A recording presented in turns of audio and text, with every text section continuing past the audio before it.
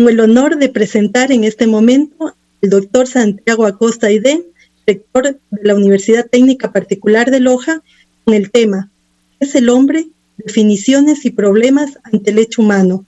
El doctor Santiago Acosta Aide es docente investigador de la sección departamental de Lenguas Hispánicas y Literatura, nuestro actual rector en la Universidad Técnica Particular de Loja. Ha obtenido un doctorado en Filología Germánica y una licenciatura en Filología Hispánica por la Universidad de Laguna, España. Es miembro de la Escuela Idente de Pensamiento. Su trabajo académico se centra en la literatura hispanoamericana, es editor de algunos libros y también de varios artículos. En este momento le damos paso al doctor Santiago Acosta Aide. Bienvenido, doctor. Muchas gracias por la presentación. Me siento muy complacido de poder participar en este seminario virtual organizado por la Cátedra UNESCO de Ética, Sociedad y Educación Superior de la UTPL. Agradezco las palabras de bienvenida y, bueno, mi tema es un tema antropológico. Yo tengo que aclarar que no soy filósofo ni antropólogo de formación, soy profesor de literatura. Mi especialidad es la literatura hispanoamericana. Pero también me considero educador, formador, y mi afición por los temas antropológicos parte de mi profesión de educador. Y estoy convencido de que no se puede educar integralmente al ser humano si no tenemos una concepción integral del propio ser humano. Es decir, mi actividad como educador, como profesor universitario, me ha llevado a preocuparme por los problemas antropológicos y sobre todo por plantearme quién es el ser humano y dar respuestas. También soy miembro de la Escuela Idente de Pensamiento, esta Escuela Idente fundada por Fernando Rielo, pensador español, metafísico, poeta, ensayista, humanista, fundador religioso católico, fundador de los misioneros y misioneras identes. Fundó también una escuela de pensamiento que se dedica a desarrollar la teoría metafísica, ontológica, antropológica de Fernando Rielo, y por eso al final hablaré también con la brevedad del caso, porque esto es un seminario en el que tienen que intervenir varias personas y me imagino que habrá también preguntas. Voy a compartir mi pantalla para que ustedes puedan ver la presentación, que siempre será un apoyo útil para seguir la charla.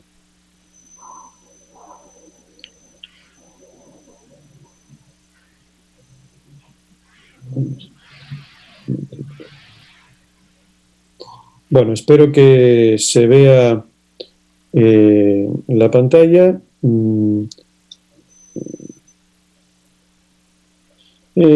El tema que me propongo abordar es qué es el hombre. Propiamente hablando tendríamos que decir quién es el hombre, pero bueno, consideremos el hombre como un objeto de estudio, que es el hombre. Daré algunas definiciones históricas sin profundizar mucho en ellas, porque no se trata de una charla sobre la historia de la antropología, sino una charla en la que quiero plantear los problemas básicos sobre la definición del ser humano, y terminaré con las pautas que Fernando Rielo da sobre el ser humano.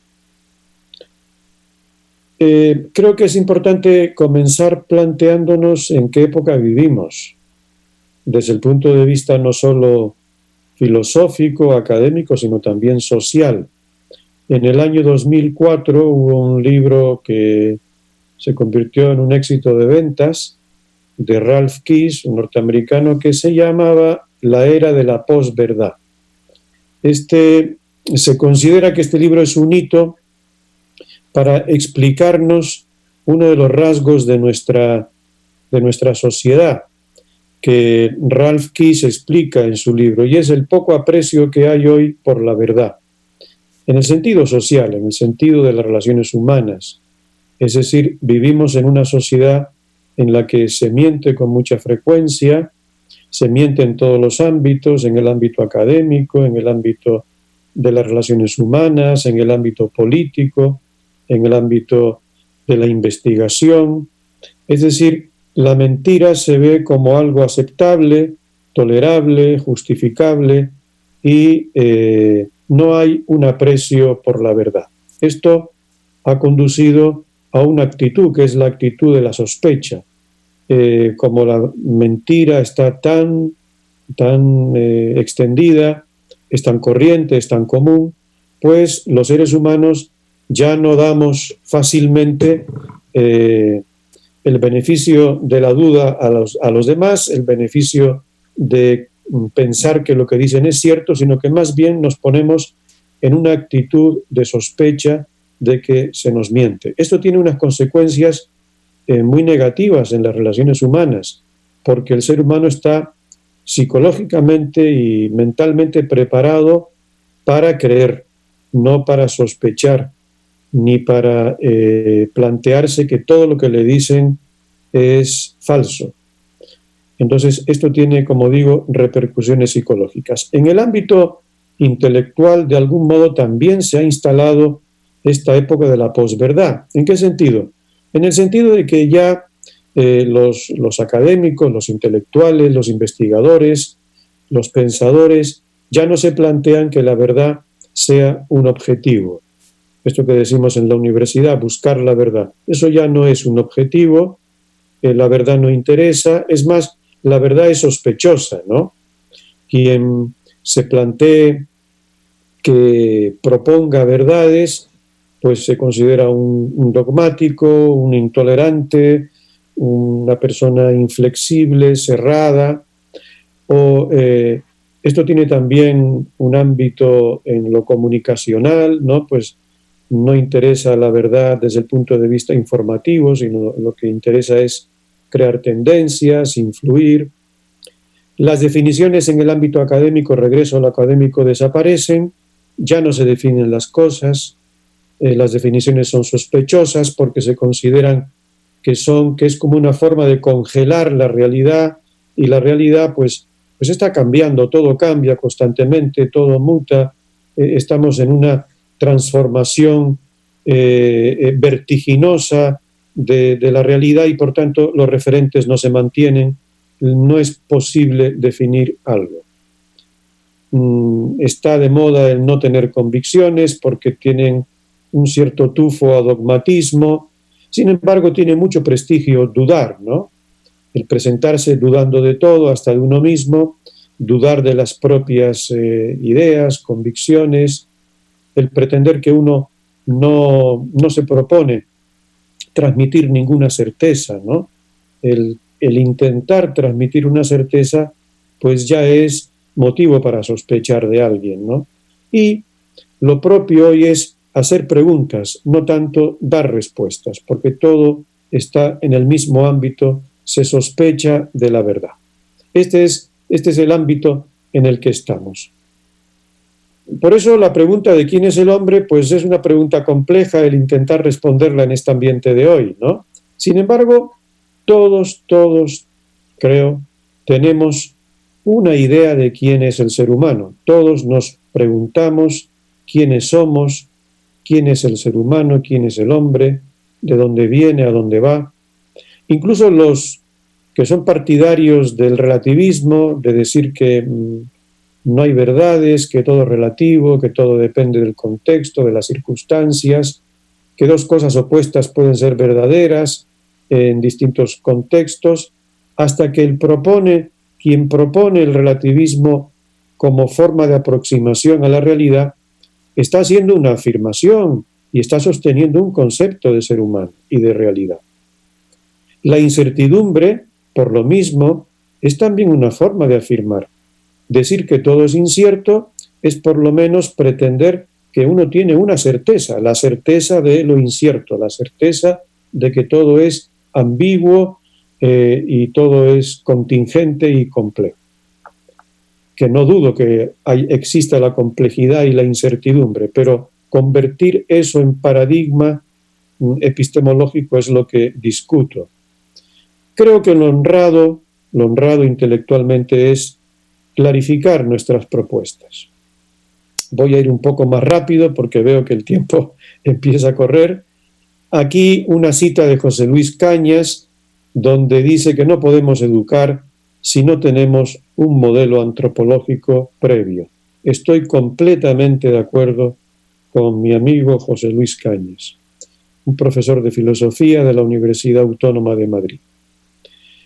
¿Quién es el hombre? Vamos un poco como a ir metiéndonos en cuestión.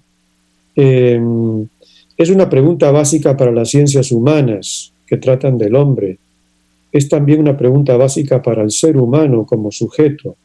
Pero ¿en qué consiste esta pregunta? Responder a ella consiste en explicar las partes del hombre, cuerpo, alma o cuerpo, alma y espíritu, la relación de estas partes. Dejo este interrogante en el aire para que nos sirva de acicate mental, intelectualmente. El hombre sabe que él está cercano al cosmos, es parte del cosmos, de la naturaleza. Se suele decir que estamos hechos del mismo material que las estrellas, que los átomos que componen la dimensión material de nuestra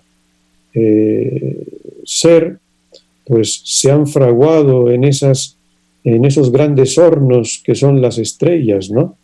Pero también nos sabemos distintos de lo material, del cosmos. El ser humano no encuentra otra criatura ni otro objeto al que pueda llamar tú y que esté a su mismo nivel, sino otro ser humano. Solamente con otro ser humano nos sentimos identificados, cercanos. Vemos a alguien que es un par nuestro. También sabemos que tenemos dimensiones. El ser humano no es un espíritu o una mente o una razón desencarnada. Tenemos un cuerpo que es nuestro cuerpo, pero también somos más que cuerpo. Tenemos una psique donde hay emociones, hay pulsiones, hay instintos psíquicos, hay pasiones, pero también sabemos que somos más que psique. Y tenemos un espíritu, es decir, tenemos la capacidad de ser conscientes y la capacidad de saber que tenemos anhelos profundos, la capacidad de amar, de decir yo, de ser a la vez singulares y cercanos a los otros. Por tanto, no nos podemos explicar en el solipsismo, en el aislamiento. Vamos a las definiciones muy abuela pluma del ser humano. Básicamente hay dos tipos de definiciones en la historia de la antropología. Las definiciones que pretenden que el ser humano se define en función de una esencia, es decir, de un rasgo, de una característica que es intrínseca, que es inmanente al ser humano, que lo define y lo distingue de las demás criaturas. Así se ha dicho que el ser humano es animal racional y entonces sería la razón, la propiedad que nos define. Lo dijo Aristóteles y después de él muchos. El mismo Aristóteles y Platón definieron al hombre como un animal social, un animal capaz o una criatura capaz de contraer relaciones, de formar estructuras sociales, comunitarias. Descartes fue el primer filósofo que partió del yo, el yo pienso luego existo. Con él el ser humano descubre que es un sujeto consciente, pensante. Cassirer definió el hombre como sujeto simbólico, capaz de construir unidades de significado, simbólicas, en fin. Todas estas definiciones pretenden llegar a una esencia del ser humano. Estas definiciones han entrado en descrédito ya en el siglo XX, en el pensamiento antropológico del siglo XX o finales del XIX, porque se sospecha de que una esencia abstracta que no sabemos quién la ha colocado ahí, cómo ha surgido. Se sospecha que una esencia abstracta pueda decir algo realmente verdadero de un ser humano que está inmerso en la existencia, en los vaivenes de la vida, en las angustias, en los problemas y en los retos que le plantea la existencia misma. Los problemas que plantean estas definiciones son el reduccionismo, reducir la riqueza enorme del ser humano a una simple esencia, el inmanentismo, lo he dicho ya, y el abstraccionismo. A este tipo de definiciones sucedieron otras, las no esencialistas, que en definitiva vienen a decir que el ser humano es como una especie de tabula rasa. Es decir, el ser humano no es nada por naturaleza, sino que se hace en el desenvolvimiento biográfico o histórico. Hegel dice que los hombres y todo se hace en ese desenvolvimiento, en su historia, se van formando. Darwin lo dice también, el hombre no es distinto de los demás animales, simplemente es un animal más evolucionado que los otros, y todo en el hombre se puede explicar por mecanismos biológicos y evolutivos. Kierkegaard decía que el ser humano se hace en la existencia, en cómo el ser humano se enfrenta al reto de la libertad, de la conciencia, de su subjetividad, del enfrentamiento a la muerte, al dolor, a las angustias. Y Marx, el pensamiento marxista, dice que el hombre es resultado, es una consecuencia, es un producto de relaciones sociales. ¿Cuál es el gran problema de estas definiciones? Pues la disolución del sujeto y la fragmentación del sujeto en lo circunstancial. Es verdad que las circunstancias influyen en nosotros, pero por encima de las circunstancias el hombre permanece el mismo. Y los hombres, los seres humanos, a pesar de las distintas culturas y contextos en los que vivimos, nos reconocemos en un grupo de características que todos compartimos. Todos queremos ser felices, todos aspiramos a más, todos valoramos la amistad, el respeto, todos nos sentimos dignos del respeto de los otros, todos reconocemos que tenemos una dignidad y en eso coincidimos independientemente de nuestra cultura, ubicación física, espacial o temporal. Pero en definitiva todo esto ha derivado hacia el posthumanismo, lo pongo al final. Brevemente, ¿qué es este posthumanismo? Pues es un contexto, es una propuesta de pensamiento que dice que el humanismo occidental, con sus humanismos específicos, no ha logrado construir una civilización mejor. Y es ahora la biotecnología, la biología sintética, la bioingeniería, la que van a construir un hombre nuevo y una sociedad nueva, y ese hombre nuevo será resultado de lo biológico y de lo tecnológico. Mediante implantes tecnológicos que hagamos en el cerebro o en el organismo humano, lograremos resolver el problema de la muerte, de la enfermedad, y el ser humano por fin será feliz gracias a esta era del posthumanismo. No comento esto porque me parece realmente ciencia ficción. Frente a todo esto, quiero destacar una corriente de pensamiento, el personalismo, a la que me siento muy cercano, pero que considero que es insuficiente. Pero coincido que el hombre es persona. Creo que es la definición mejor que podemos dar del ser humano. El hombre es persona. Y como persona está dotado de dos ámbitos. Un ámbito interior, que es su intimidad subjetiva. Una intimidad que no es una tabula rasa, no es un vacío. El hombre está internamente constituido, tiene una densidad ontológica, donde está su aspiración a la verdad, su capacidad de amar, su dignidad como ser humano. Pero también es una criatura, es un ser abierto a los otros que no se puede realizar sin esa relación con los otros. El ser humano se sabe humano con los demás, persona con los demás, pero también se sabe único. Y en eso consiste el ser personas, que somos únicos con otras personas. Tenemos una singularidad que nos define, nuestra dignidad personal, que no es repetición, no somos clones de las otras personas. Cada persona constituye una riqueza única y singular. Y la persona tiene 3 dimensiones: espiritual, psíquica y corporal. Somos espíritu psicosomatizado, eso lo va a decir Fernando Rielo. No es lo mismo, aquí voy a ir muy rápido porque no quiero excederme del tiempo que me han dado. No es suficiente decir que somos personas, porque ya hoy hay pensadores como Peter Singer que distingue entre hombre y persona.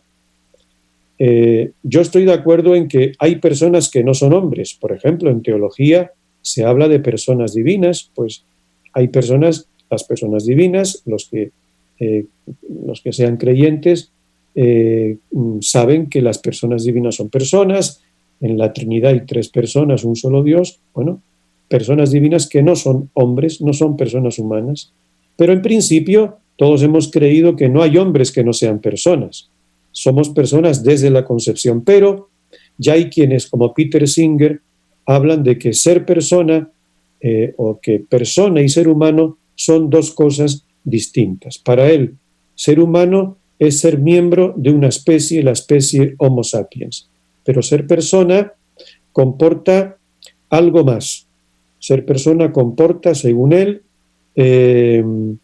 la capacidad, no es esta cita, aquí está la cita de Singer, la capacidad de racionalidad y conciencia de uno mismo. Entonces él dirá que aquellos miembros de la especie humana, aquellos hombres, seres humanos, que no sean capaces de ejercer la función racional y una conciencia de sí mismo, no son personas. Esto me parece muy peligroso, ¿no? Porque da pie a decisiones de tipo que se podrían aprobar en el orden legal, pero primero discutir desde el punto de vista ético o bioético de si podemos eliminar a esos hombres que no son personas, ¿no? Las últimas 4 diapositivas tienen que ver, o las últimas 3, perdón, me salto esa. Quiero dedicar los últimos 5 minutos a la visión que de la persona tiene Fernando Rielo.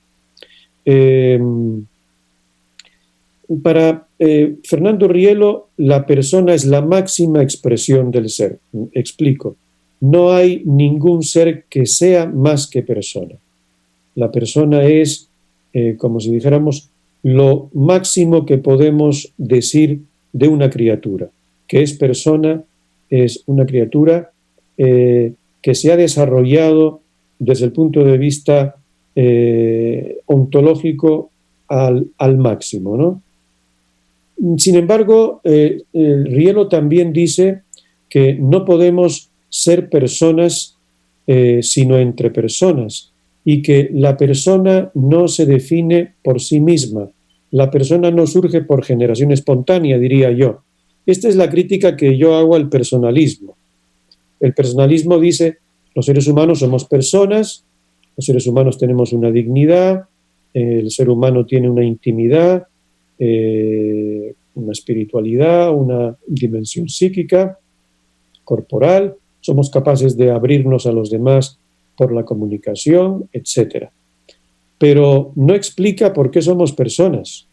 Fernando Rielo sí explica por qué somos personas, cómo somos definidos como personas. Y él parte de las personas más perfectas que existen, que son las personas divinas. No tengo tiempo aquí de explicar de qué manera el pensamiento de Fernando Rielo se puede desarrollar en el ámbito teológico por un lado y en el ámbito metafísico por otro. No hay tiempo. Partamos de que existen personas divinas. Las personas divinas se definen entre sí como personas. Sería absurdo pensar que existiese un Dios unipersonal. Eso es imposible. No se puede ser persona única, persona aislada de la relación con otras personas. Las personas divinas se definen entre sí y las personas divinas definen a la persona humana como persona. Las personas divinas nos dan rostro personal y nos definen en virtud de una inhabitación constitutiva en nuestro espíritu.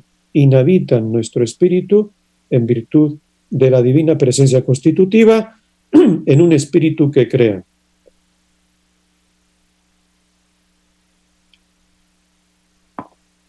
Por tanto, la divina presencia constitutiva hace del ser humano persona. Fernando Rielo llama a la persona humana persona deitática, porque es imagen de la divinidad, por tanto, deidad mística a imagen y semejanza de la divinidad metafísica. Una cita de Rielo, ya terminando, que ilustra lo que yo estoy diciendo, la leemos. La persona a nivel metafísico es presencia de alguien en alguien. Esto es, una persona se define por otra persona. No hay nada que esté por encima de la noción de persona. Las personas divinas se definen entre sí. Y la última lámina, también una cita de Fernando Rielo, prefiero leerla porque creo que está muy clara, y dice así: el ser humano de naturaleza espiritual es definido persona por la presencia constitutiva de las personas divinas. ¿Qué hacen las personas divinas en el espíritu que crean, en nuestro espíritu creado? Darle un rostro, vivificar nuestro espíritu, proporcionándole una interioridad comunicativa, consciente y libre.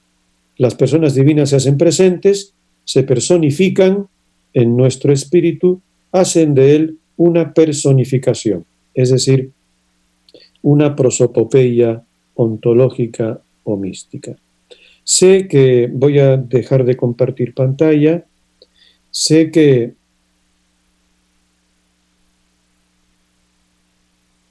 ha sido un repaso muy rápido, que dejo más preguntas que respuestas, pero bueno, es a lo que hay lugar en media hora de tiempo. Les agradezco muchísimo por su interés. Muchísimas gracias, estimado doctor Santiago. Nuestro primer expositor ha presentado importantes reflexiones bajo el concepto de la importancia de la definición del ser humano, entendiendo que desde estas ciencias no se usa la fórmula como lenguaje de las teorías, sino la definición. Y nos ha presentado o ha llegado a una definición del ser humano como criatura mística, en tanto que persona es definida por las personas divinas, por las que reciben el ser, el actuar, el pensar, estas personas divinas. Deidad mística definido, espíritu psicomotizado, dada esta definición desde el pensamiento de Fernando Rielo.